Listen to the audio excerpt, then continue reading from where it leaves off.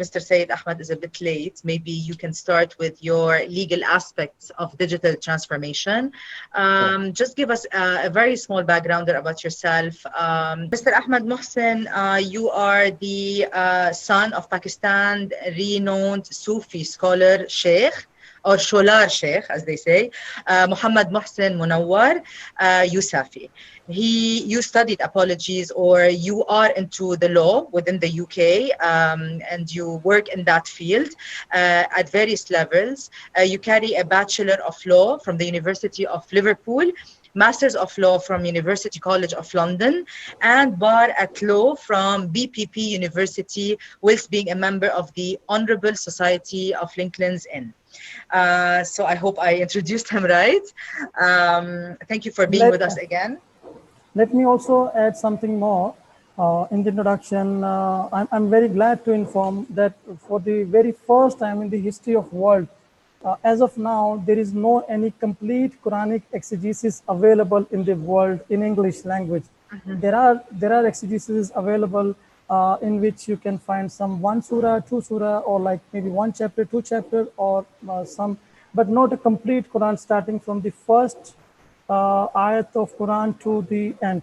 So Mr. Ahmad Mohsin, he is working on that project, and he is translating the whole Quranic exegesis, which was basically initially done by his father, Sheikh Muhammad Mohsin Munawwar Yusufi, and now he is translating that whole, you know, uh, uh, tafsir or exegesis in English, and it will be available on YouTube for the whole world for guidance, for help, and for seeking advice through Quran. And we can also see, mashallah, a very nice, beautiful view of his library, and behind him, not very beautiful books, lots of books. So he must be very busy in all these things. So over to you, Mashallah, Mr. mashallah, Mr. Ahmad, God gives you more power to keep on going for this. Thank you. We will be sharing in the chat area the channel over there. People can basically subscribe his videos on English Quranic exegesis for their future reference. So I will be sharing in the chat area. Thank you very much.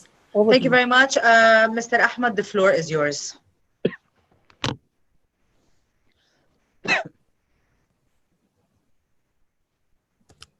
Mr. Ahmad, you're First of live. all, You can start. Thank you very much for having me in this Digital Transformation Summit today. Once again, it is indeed a pleasure to join the summit. Lawrence Lessig, a scholar of the law from the University of Harvard, he stated that the control in society comes in different forms. One is very recognizable, that is the law, which essentially are the social conventions that dictates what is allowed and what is not. Now, what we don't know is that technology acts as a control too. So, how are these mechanisms then supposed to operate simultaneously? Digital transformation has brought far reaching changes to the global economy and, quite rightfully, is increasingly understood as a matter of survival by businesses.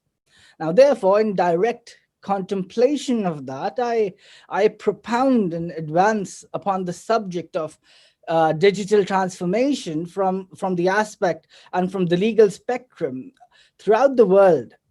Business models that are utilizing digital technology are being challenged every day by the lawmakers. Now, speaking of the UK, for instance, a new law was enacted by the Parliament called the Digital Economy Act 2017.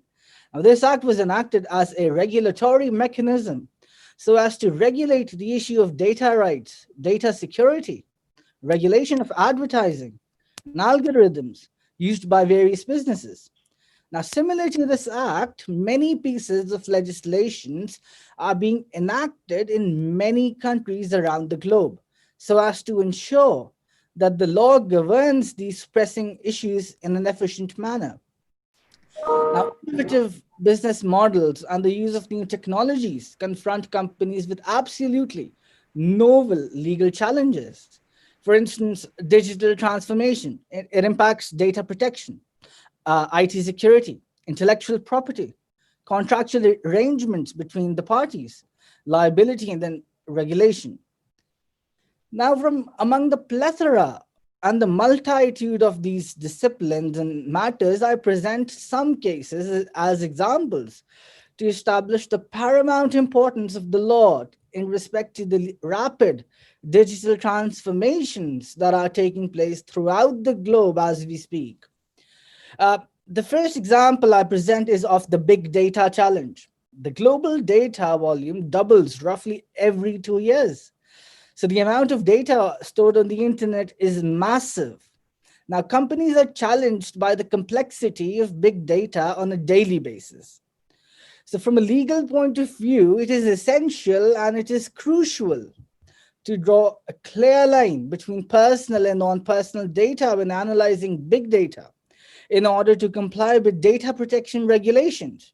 Now, as a lawyer, as a corporate barrister, having worked in the legal disciplines of the UK and Pakistan, matters become particularly challenging and pressing in cases where data is stored outside the country. So, how do businesses operate then?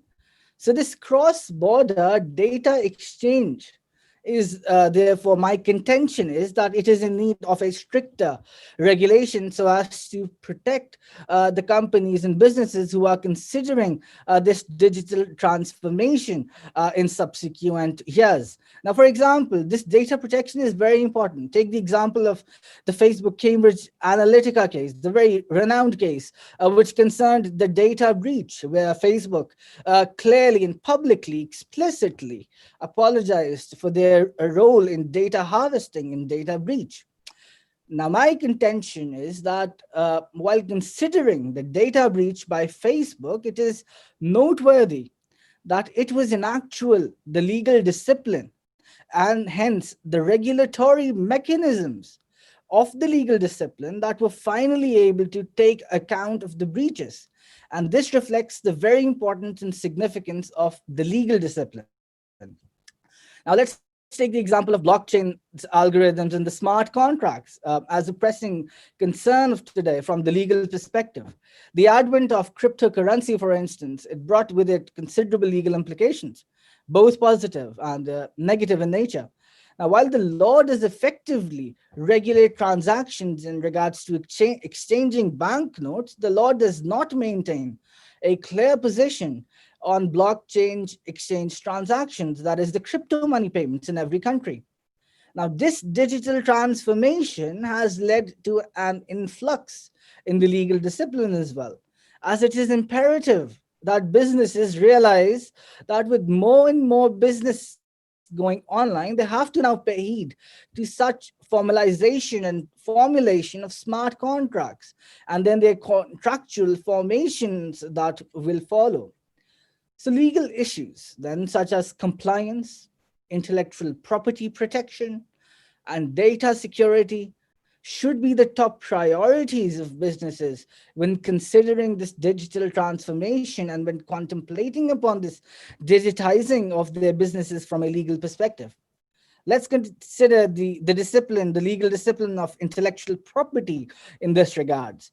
Now, the IP protection, which is the intellectual property protections, they include trademarks, copyrights, patents, trade secrets.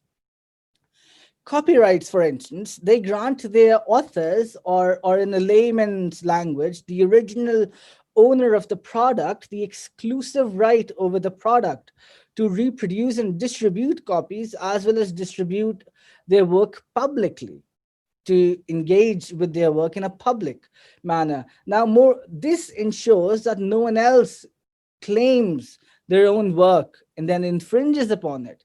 So this intellectual property protection, which is granted by the law, is very important in the digitizing of the businesses as this reforms takes place. Now, trade secrets, for example, they are another important factor that needs consideration and merits consideration by businesses due to a number of reasons. Now, sooner or later, it is submitted that post-COVID-19 in particular, that business will move a lot of their work online. And this is an established fact. Now, when this digitizing of the operational processes occurs, businesses will not be able to keep their secrets, their trade secrets and their policies. For example, in a physical file, they will need cloud servers, they will need cloud storage, some kind of remote servers or emails that will never disappear. Now, while I do not engage at this stage on the implications that a shift to cloud storage would bring, the contention I put forth here at this stage is only through the regulatory mechanisms of the legal discipline. It is only by those regulatory mechanisms that businesses can ensure that their trade secrets, their trade policies, their copyrights, and their rights are well protected and not infringed upon. So, compliance is a major factor that ensures that the businesses run successfully and effectively. So, while adhering to this aspect of digital transformation, it is crucial for businesses that they comply with the law when doing businesses. The contractual formation will obviously change. How the offer and acceptance takes place, for example, will change considerably. So when storing user information, when using the user information, as I gave an example of Facebook, previously, companies must comply with all the federal, state, and then the industry specific regulations. Now, if the business is international in nature, then they may want to consult an international corporate lawyer to ensure that they are following the requisite codes of conduct. So, in the end, then it all comes down to contracts, isn't it? So, companies need to ensure that they have a thorough user agreement in place so as to ensure that their digital transformation takes place in an efficient manner. Now, as a corporate lawyer, having experiences in the UK and now in Pakistan and being a member of the bar, I have observed the reluctancy of lawyers and judges as well, in particular, to consider technology as a means of case solving. So from a different perspective, the legal discipline is also in need of this digital transformation. As a lawyer, I speak on behalf of the legal discipline. Judges, essentially, being the highest in the layers of law, have clearly resisted the intrusion of technology in solving the matters of the courts and to resolve cases. Now, I was discussing this yesterday as well in the panel discussion, that, for instance, pertaining to these unprecedented times due to the COVID-19, justice is now also being done in some places in the UK by way of virtual courts. So there are lawyers and then there are judges, as well as the claimant and the defendant and the criminal and the offender, all attending the court virtually online. So there are arguments being done virtually by the lawyers, to which the judge then listens to virtually. And then that follows with an order of punishment, which is also received virtually by the offender in prison.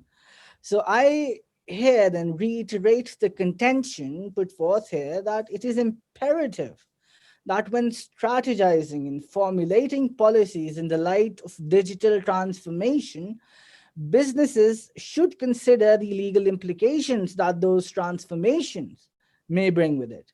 A business might be, for example, thinking of transforming in a certain way, which the law simply does not allow. Now, the domestic law of Pakistan, for instance, might allow the business to perform and act in a certain manner, but the international law might not allow that.